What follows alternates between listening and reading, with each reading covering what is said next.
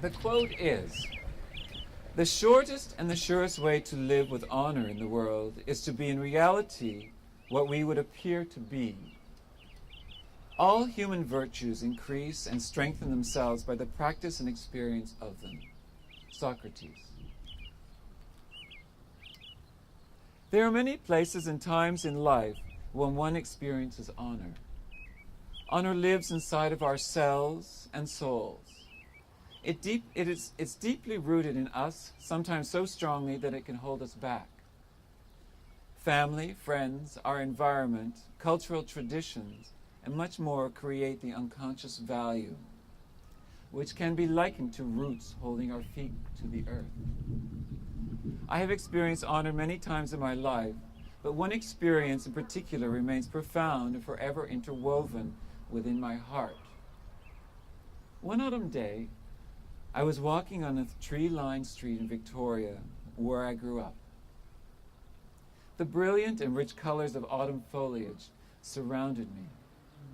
Suddenly, a lightning bolt went off inside of me, and a vision appeared before me in my mind. Dumbfounded, I stopped walking.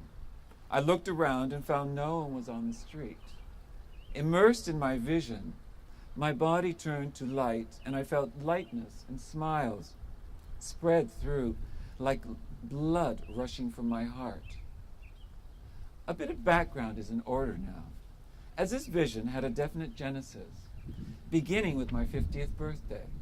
I know I don't look it, right? I had recently moved to Brussels, and I decided to celebrate the landmark in India. But before arriving there, I went on my world birthday party tour to reflect the gypsy-like nature and whimsical nature of my extraordinary life journey. The first party would be at my new home in Brussels. My roommates threw a glorious bash for me. The multi-leveled Art Deco home was filled with people, many of whom were new acquaintances and friends of my roommates. This party represented a new decade, a new era, a new beginning for me. It was also a fabulous bash because 4 longtime friends from London, Toronto, and Switzerland attended. The weekend with them was so full of laughter, love, and happiness. We reminisced over and over again. I can't remember a time filled with such frivolity and silliness. The laughter that resonated in the air was directly coming from our hearts. Truth was embodied in these full, joyous sounds. Then a few days later, I got on a plane and traveled to Vancouver for 2 more celebratory parties in my honor. One was a small dinner party in a fine restaurant with some extremely close friends. The other party, held by my former roommates, had an Indian theme, due to my love for India and the upcoming trip. It was comprised of old friends from my skating and film, plus other walks of life. All ages are gloriously represented. My mother even made the trip from Victoria to attend this incredible bash. Continuing along my 50th birthday tour, I went to Victoria, where my sister had arranged a delightful party with family, old friends from elementary school to university, and my oldest friend of all, Jeanette, who I have known since infancy. I had now attended 4 parties in 3 cities, 2 countries, and 2 continents, representing my exciting history, incredible relationships, and rewarding accomplishments. How gratifying and fascinating that was to me.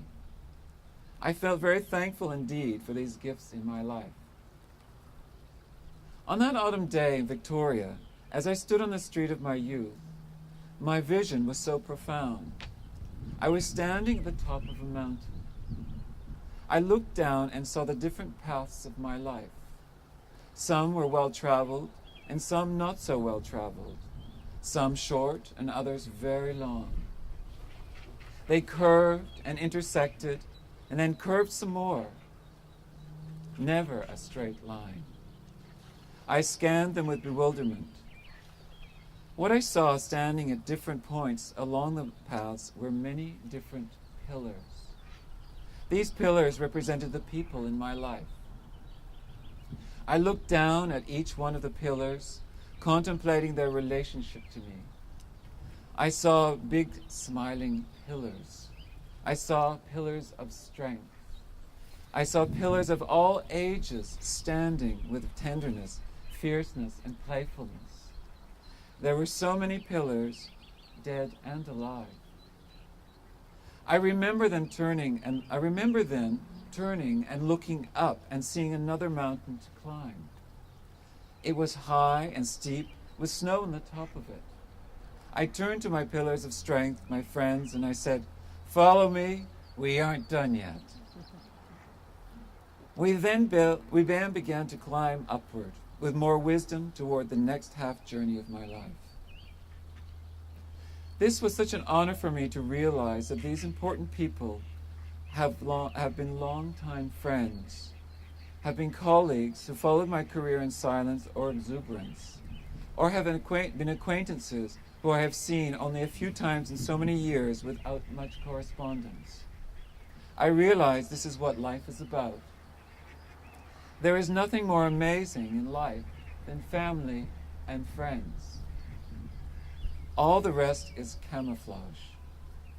The rest is just a facade for the real thing, family and friends. They make up the total of one's life. They are the salt of the earth, and they are the roots that ground you to the earth.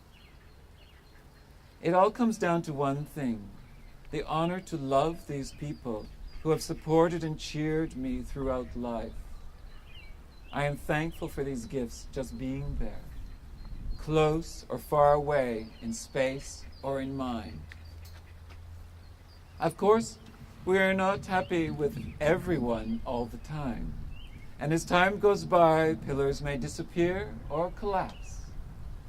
Those are the paths on the mountain that end for whatever reason, but they were all important for the journey. The ones that remain in your life to the very end are those that, on many different levels, fit with your spirit. I am honored to still have my old friends, and honored when I have new friends who become another pillar in my life. I may not be saying anything new, or perhaps I regard this with a little naivety. However, we often don't fully see the spectrum of this honor, this gift, this universal truth in our lives. I am honored by many other situations, projects, and gifts in life. This comes from a special place inside of us. It is called the heart. That is where love sits. That is where honor is received and felt. It is full of spirit. It is full of calmness and humility. It is a cup which is filled to the brim and flowing over. Finally, my tour would end in Ottawa, where I would meet up with some old friends. It was fantastic. They were so happy that I had finally reached 50. These friends were older than me, and I could see that these very bright and adventurous people had now new lives for beginning after retiring. Their energies were vibrant and healthy, and most of all, playful. If I doubted life after 50, they elegantly displayed that I can definitely live a very powerful life after 50. This was a magical realization for me.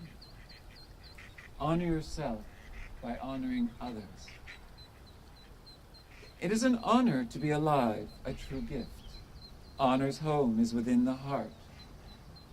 Everyone has different situations in life where honor can be realized, sensed, and represented.